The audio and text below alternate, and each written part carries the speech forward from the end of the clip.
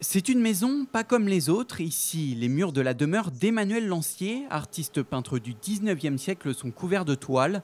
Des œuvres accessibles au public, mais qu'il faut aussi savoir protéger. Car l'enjeu est là, trouver le bon équilibre entre la sécurité des œuvres et l'expérience du visiteur.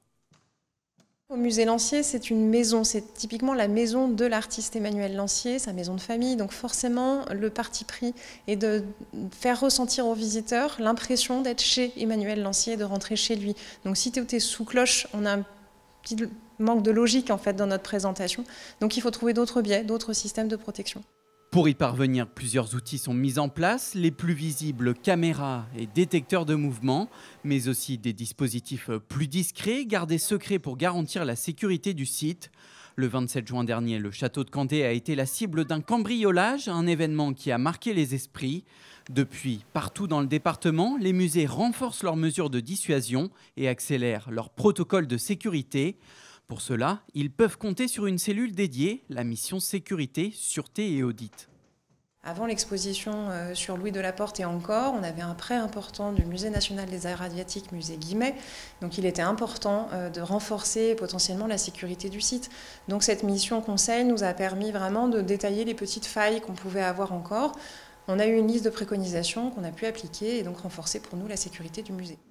L'objectif est clair, assurer une protection efficace sans pour autant transformer ces lieux de culture en forteresse et, en cas de vol, fournir un maximum d'éléments aux forces de l'ordre et à l'Office central de lutte contre le trafic des biens culturels.